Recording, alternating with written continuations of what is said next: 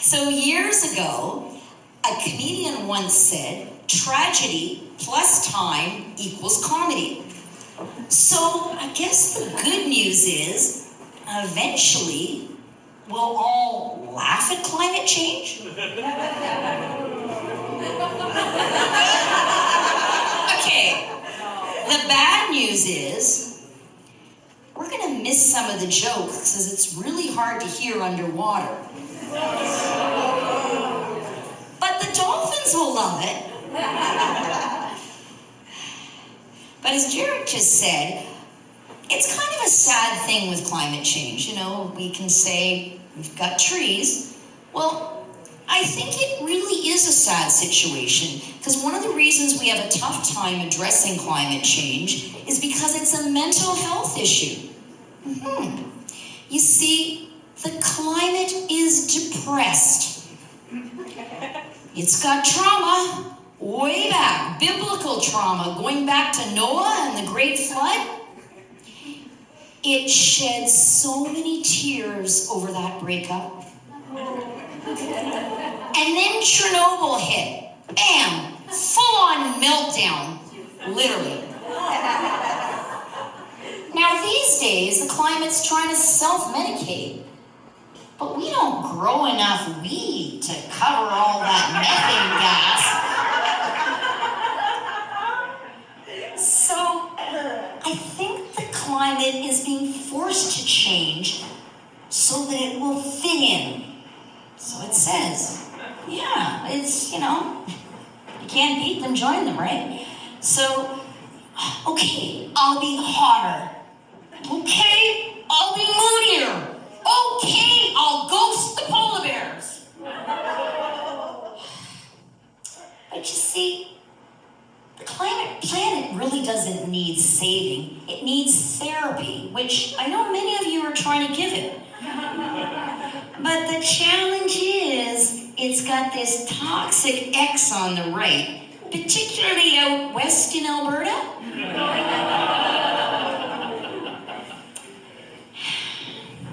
But you know, climate change action, I think, is pretty hard. So maybe we need to make it a little more fun, or as they say in the marketing world, add some sex and sizzle.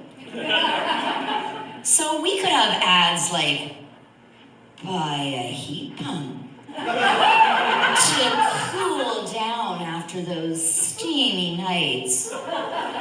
Save your energy for pure pleasure. Cool your house, not your passion.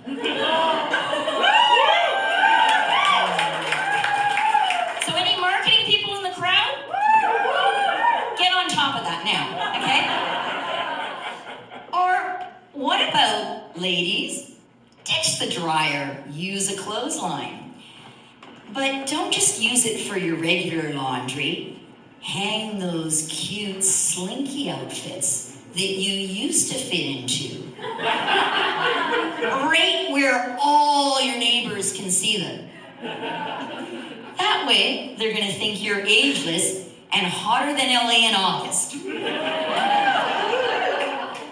But we do get some solutions messed up, like Ontario's Blue Box program.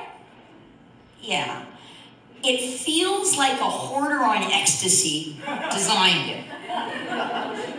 Because right now you've got only Waterloo will take your Tetra Pak packages to recycle, but only on Tuesdays. Markham will take your empty paint and aerosol cans, but without lids. Like it's some kind of weird ritual. And Brampton, oh, they'll take your plastic flower pots, but only in friendly colors. So what we've got right now is you gotta drive across the province to visit friends, not for dinner parties, for garbage exchange parties. Hi, I brought some nice French wine, and I've got some Swedish juice boxes, just for you to recycle. Because nothing says climate action better than a 50-kilometer drive to recycle 3 juice boxes.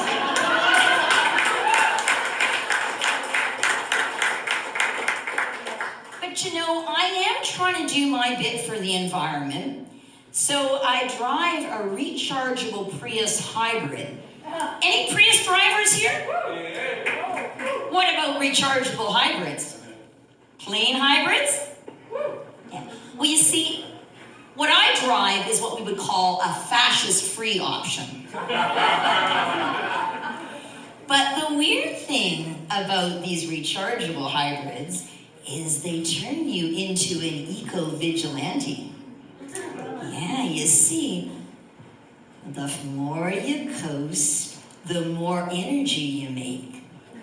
So when I'm going down these narrow, steep roads, I hit the brakes, crawl right down to 10 kilometers an hour.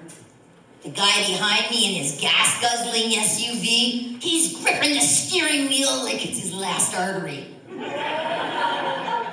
And parking lots, they're my sweet spot.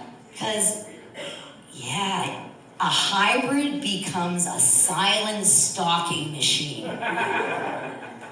So I go up, I sneak up really close to those folks who strut down the middle of the laneway in the parking lot like they own the asphalt. You know those kind?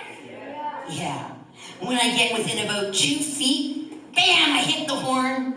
Kids cry, groceries fly. And once in a while, there's a little heart attack. Now, I'm really not a bad person. I just believe in renewable energy and renewable grudges. But I am a very generous mother. So my son and his wife live up in Markham, and when I go to visit them, I fill the Prius with gifts. Lots of empty aerosol and paint cans.